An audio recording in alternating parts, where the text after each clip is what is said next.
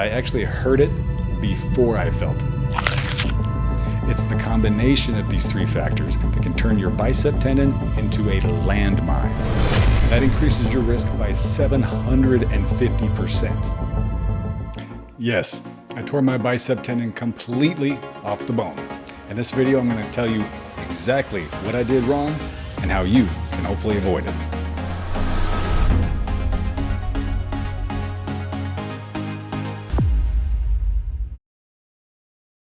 All right, I ruptured my distal bicep tendon, the one that inserts down under the radial bone on the forearm, down by the elbow, as opposed to the proximal tendon that attaches to the shoulder. Guess which one of those happens about 5% of the time? Mine. But in the weightlifting community, that statistic goes way up, and we're going to talk about why. Having said that, this did not happen in the gym, as many people assume. No, I was just helping somebody load a piece of furniture into a truck. And by a piece of furniture, I mean an enormous, old-school, solid oak bedroom cupboard that typically weighs over 400 pounds. I believe they call it an armoire. Now, later in the video, I'm going to meticulously explain what I did wrong. But what I will tell you now is that I actually heard it before I felt it, which is an interesting experience. It sounded like Velcro pulling apart. In fact, I thought I was actually damaging the cupboard until my arm seized up. So within a week, I was in the OR getting a hole drilled clean through my radial bone so that they could pull the tendon down through it and anchor it with a piece of metal on the backside of the bone, and then shoot a big thick screw down into the hole with the tendon for a little extra reinforcement. That is the gold standard repair in what they refer to as an endo button procedure with an interference screw. So who does this happen to? Well, according to an analysis published in the American Journal of Sports Medicine, over 95% are males with an active lifestyle of lifting and over 40 years of age, like moi. So what gave my 41-year-old bicep tendon the audacity to turn its back on me? Because that's how it feels. I feel like it let me down. Now, nobody wants to admit this any more than I do, but things are just different at 40 than they are at 20.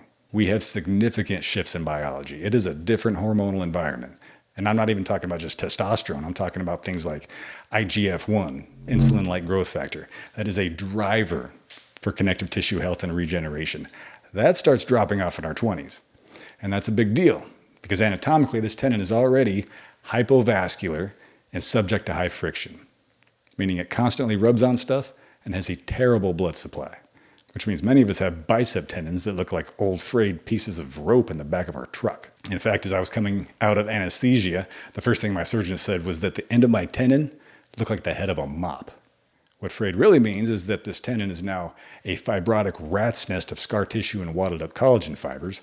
And that's because over time, damage has accumulated and outpaced the tendon's ability to repair itself back to what it once was. And we call that tendinosis. Now, in order for a tendon to be reliable, it needs a few properties: elasticity and a high tensile strength, just like fishing line. It needs to have just a little bit of give, but be strong enough to not break if something gets a hold of it.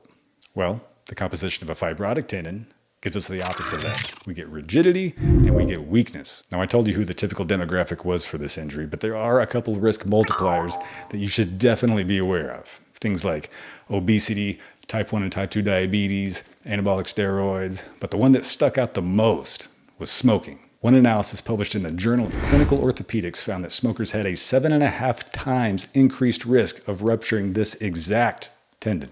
That increases your risk by 750% if you're a smoker. Now, whether you fit into one of those categories or not, you still need to know the biomechanics that put your distal bicep tendon at risk. It actually wasn't until relatively recently that researchers actually started looking into the specific mechanisms of this injury more closely. Because historically, experts cited research from the 40s. They claim these ruptures most often happen with a bent or a flexed elbow under tension that was abruptly forced down into extension. But that wasn't exactly what patients had been reporting to their orthopedic surgeons for years. And it was certainly not what happened to me. So there was a study published in 2022 and another completely different study published in 2023, but both were essentially performed the same way.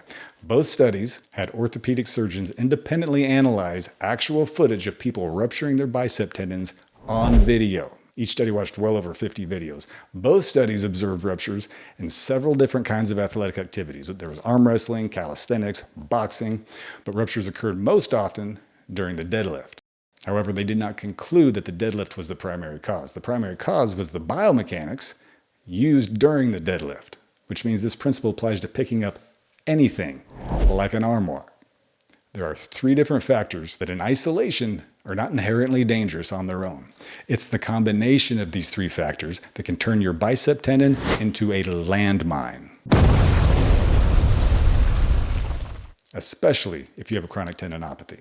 And that's because these 3 things are what take your bicep tendon to its maximal point of tension and beyond. So let's break this down because I want this to be crystal clear so you don't end up like me. These are the 3 pillars of what I call the Landmine Trifecta, based on these studies and my own experience. By the way, if you are in the process of transforming your health or struggling with direction on where to begin, hit that subscribe button and that notification bell, because while I'm a chiropractic physician, I myself have also been to hell and back. And I started this channel not only to share my clinical experience, but my personal experience with transformation to help you as well. All right, pillar number 1 of the Landmine Trifecta, elbow angle. The majority of the ruptures in these videos were when the elbow was either locked out, what we call full extension, or relatively close to it. One study, it was within 10 degrees or less of a full extension, and the other was within 30 degrees or less. That's because the further you go into extension, the tighter the tendon gets. Pillar number 2, grip direction. When you're grabbing a bar, let's use a bar as an example. If it's oriented horizontally, you have 2 options. You can use a supinated grip, where the palms are facing away from you or up, or you can use a pronated grip, where the palms are facing toward you or down. In the case of the deadlift, many lifters use one of each, which is exactly what I did for years. And the problem with a supinated grip is that it causes the radial bone of the forearm to rotate outwards. And since the distal bicep tendon inserts onto the radial bone, you now have a bicep and its tendon pulled real tight. Pillar number 3, muscle contraction and tension type. When you are pulling on something, you are producing tensile tension, tension that pulls away, pulls apart. Now there are 3 different ways our muscles can contract and resist that tension. They can do it with a concentric contraction, like our biceps do when we bring the weight up during a curl. They can contract eccentrically, like they do to control the weight on the way back down. Or they can contract isometrically by holding that weight in a static position with no movement at all. And that was the type of tension created in the majority of the ruptures on these videos. So let's recap the 3 pillars of the Landmine Trifecta. Number 1, an elbow that is at or nearly fully extended. Number 2, a supinated palm up or palm forward grip style. Number 3, an isometric contraction of the bicep against an excessive tensile force. So how do we know what's excessive? Unfortunately, we don't. There's no objective test that can give us that information. We can definitely visualize tendinopathies with medical imaging, MRI and diagnostic ultrasound, but nothing is going to give us an actual value to base anything on. But even if I knew that number going into this, how often do any of us know how much random things weigh before we lift it? I will say the moment I hooked onto it, my intuition said, let's think about this for a second. But I didn't listen. So personally, after going through this, I'm going to stick with a primary rule of thumb, which is do not complete all 3 pillars of the Landmine Trifecta at the same time if the weight of the object is even questionably excessive, meaning I think it could require a significant portion of my strength. For example, if my elbows are going to be relatively straight while holding a significant load under isometric tension that is pulling my arm away from me, then I will not be using an underhand supinated grip style. At bare minimum, I will use a neutral grip, like holding a hammer. Am I bulletproof at that point? No, we are not necessarily bulletproof at any point. We're simply mitigating risk. And only 1% to 2% of the ruptures in those videos were with a neutral grip. But guess which one had 0 ruptures? The pronated grip, because that takes the most possible tension out of the tendon if the elbow is going to be nearly straight. You guys ever see that video of Eddie Hall breaking the world record deadlift in 2016, picking up 500 kilos with blood shooting out of his nose? That's 1,102 pounds. That's like 3 armoires by himself. And also using a bilateral pronated grip. But for the rest of us mortals, use your head. Don't be a hero. And if this video helped you rethink how you might lift a refrigerator at some point, hit that like button, drop a comment. And if you have a buddy who's pushing 40 years old and still deadlifting with a mixed grip, I beg you to send this to them. It might just keep them from being stuck in one of these things. Actually, I don't hate it. It actually looks kind of cool. We will see you in the next video.